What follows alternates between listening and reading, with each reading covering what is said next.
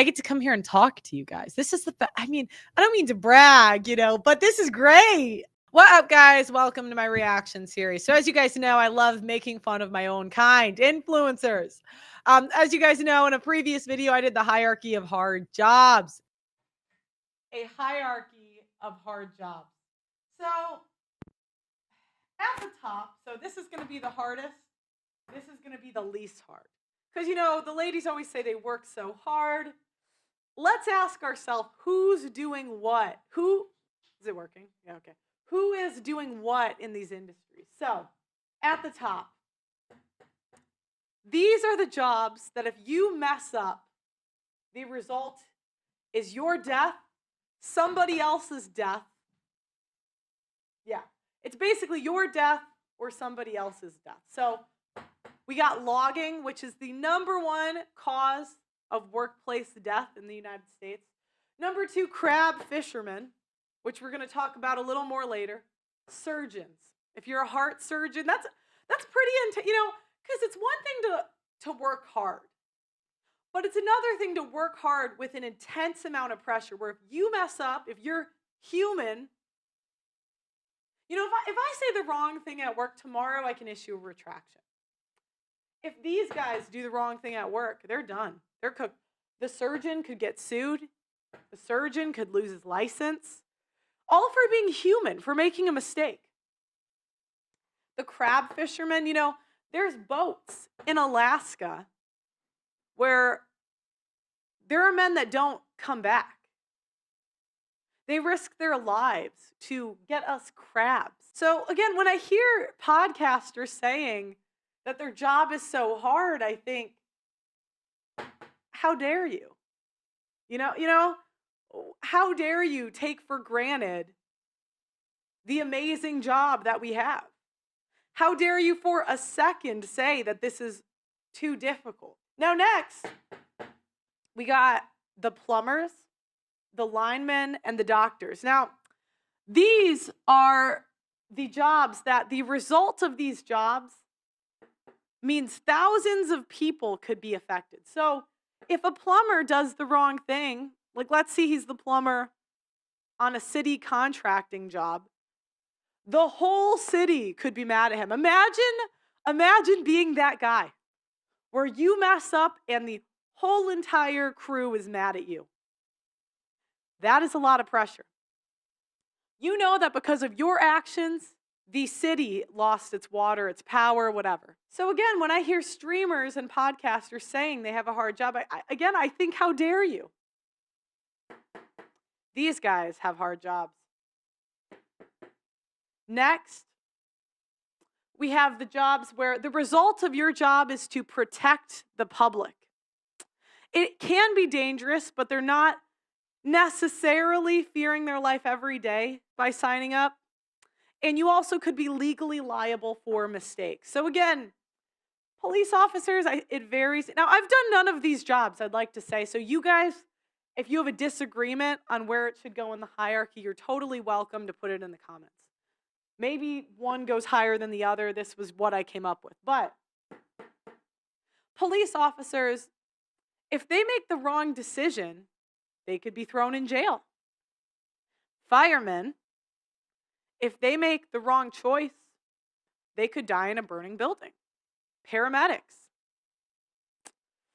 Next, we have a job that is not necessarily dangerous, although it can be, but it's necessary to keep society going. This is garbage men, bricklayers, construction, and mailmen. Now, I know some construction is very difficult, but if you're pouring concrete or something like that. Next, we're going to be, the job is boring, and if you make a mistake, it would ruin your day, but nobody's going to die, right? It's a pretty boring job. You might be on your feet all day. So I put cashier, babysitter, assistant, sales, hairstylist. And last is the job that's actually fun. You can be passionate about it, and it's low risk. Now, these jobs are the most competitive because everybody wants them. If you follow the rules to be a plumber, most guys can do it.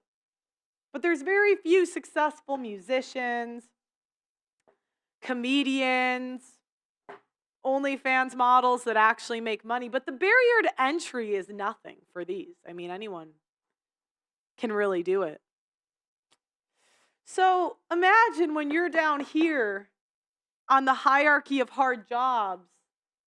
Like, imagine a crab fisherman hearing you complain about how hard you are down here. It's like the audacity.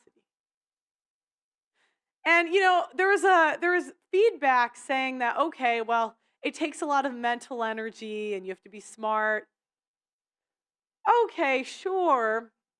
But even if we did white collar, we divided it between white collar and blue collar. It's way more difficult to be a lawyer, a surgeon. You have to go through school. Managing a hedge fund on Wall Street. Like, let's not pretend journalists are, So when I hear streamers, podcasters complain, I just can't take it. I can't do it. That's why, I didn't think it needed.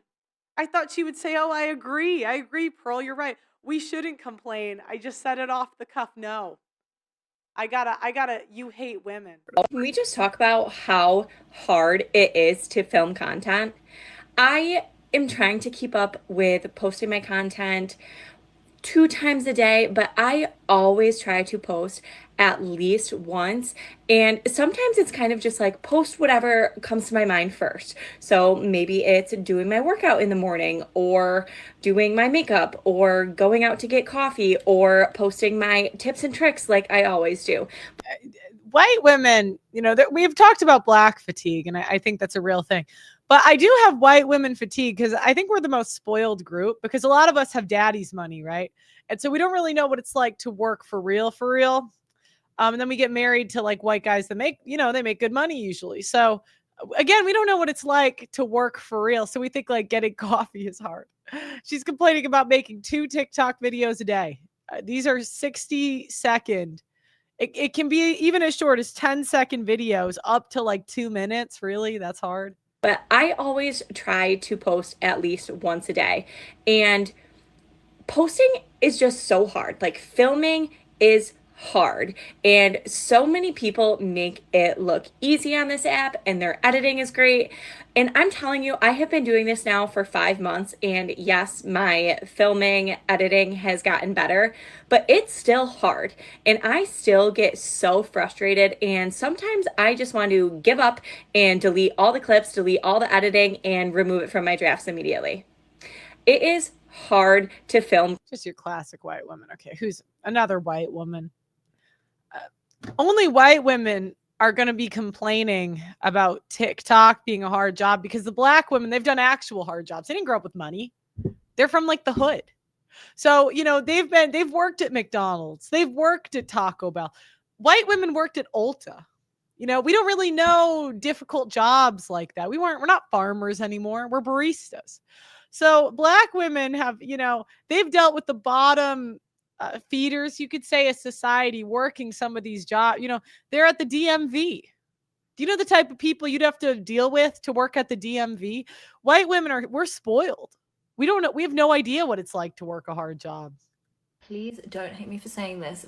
I know nobody wants to hear about how hard it is to be an influencer, but if you're a creator that's new to this space, I want you to know that you are not alone in struggling with these things. My name is Emily Valentine. I've been an influencer and talent manager in the influencer space for 7+ years now, and these are the hardest things about being an influencer. Number one has got to be doing it all by yourself.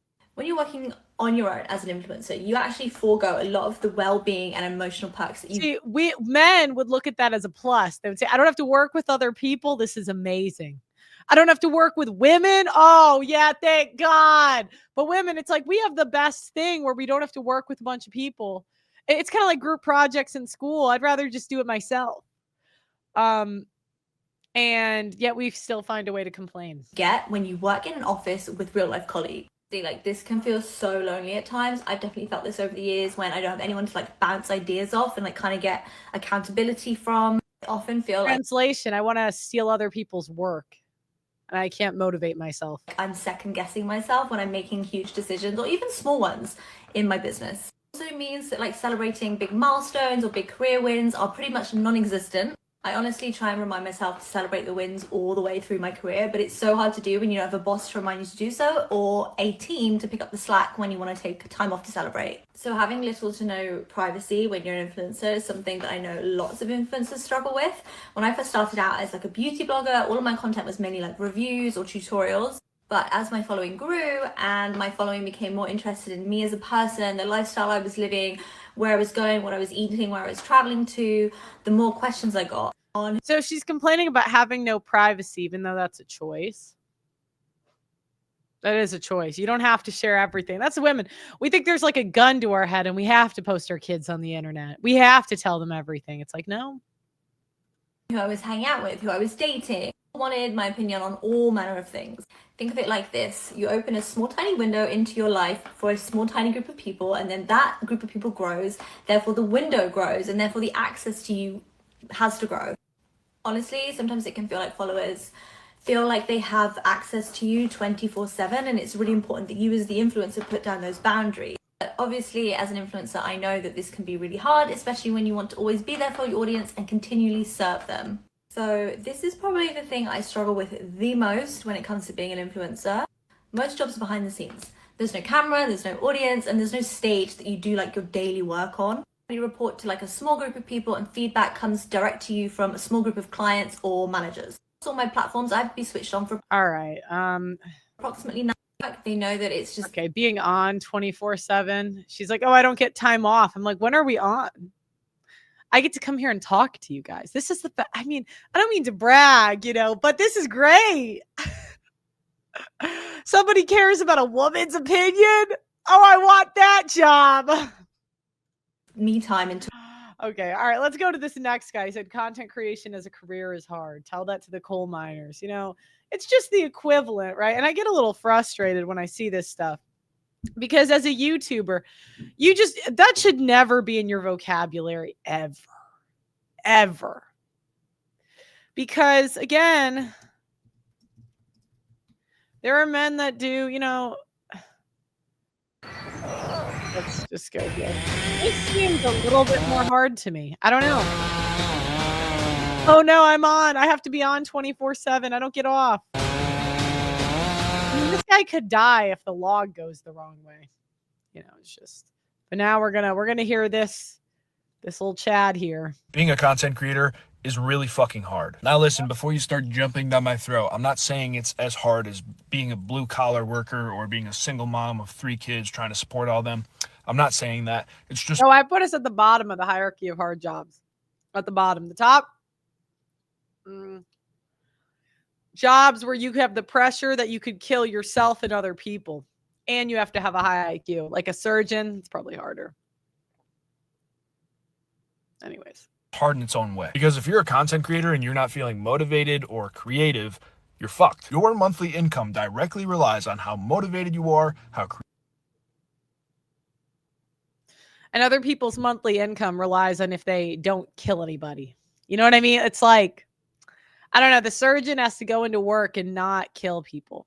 Creative you are and what grace you're in with the algorithm gods. I have 250,000 followers on this account and I've posted like 4 or 5 times in the past month. 1, because I'm just printing views on my other account, which is fine. But 2, I just don't feel inspired. Like I just spent the last year of my life building the best software for content creation and I haven't posted because I'm just feeling so uninspired and not creative. There's just a direct correlation between the amount of work that you put in and the amount you get from it. Whereas other jobs, you can show up and fuck off for a day and you're still going to get paid. Now listen, I live a fantastic life. I golf multiple times a week during the middle of the day. Oh my God, now you're going to brag?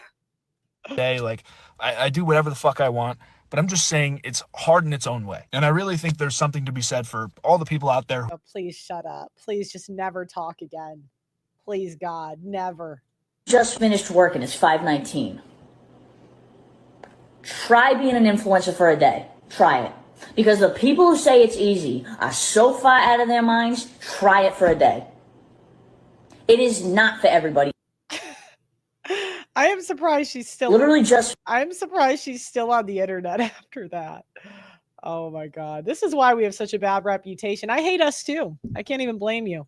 Becoming a full-time influencer, I found that the biggest downside that a lot of people didn't warn me about was the toll it would take on my mental health. For those who don't know me, my name is Bran. I worked in the corporate industry for 5 years, and then I started. I would say that that is the only valid thing you could say, that the mental health. But there's men losing limbs at work, Okay, we hear mean comments. We just got to get over it if this is the industry you want to go into. Doing TikTok for fun on the side until I ended up taking off, and now I've been a full-time influencer and creator on this app for the past year and a half. Being an influencer is not hard. I worked in the retail industry. I worked a corporate job. I never want to seem out of touch. But what I have found more difficult about this job than I have in any other job is the toll it has taken on my mental health. When you create a career based off posting off the internet, you create an identity that is reliant on people's The problem is a lot of people become slaves to their audience. And they can't say anything that upsets their audience because that's their boss in a way. And if you get a crazy audience, perceptions of you and parasocial relationships with you. They talked about this on the Canceled podcast. There is this dichotomy of the relationship you have with your haters, the people who judge you off 15 seconds and say something rude, is the same relationship you have with the people who love you, that think that they know you, think that they can relate to you, but deep down they really still do not know you. And that is the strangest phenomenon that I couldn't fully understand until I was actually a full-time influencer doing this every single day. When your career hinges on how you— it is weird when you because you kind of get, this is the only one I think it's a little valid, not saying that it's a weird dynamic because you'll meet people and they'll have you on a pedestal and I'm like, I can't live up to that. I'm terrible.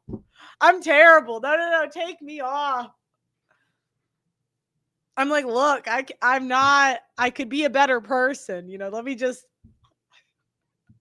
or you'll get people that are like, how could you say those things? And I'm like, well, because I meant them, you are being perceived online, it opens the floodgates for imposter syndrome. And for better or for worse, they could be— or the weirdest thing is when you don't know if someone's pissed. Because, I've been in situations where people I know they're not going to like something I said online.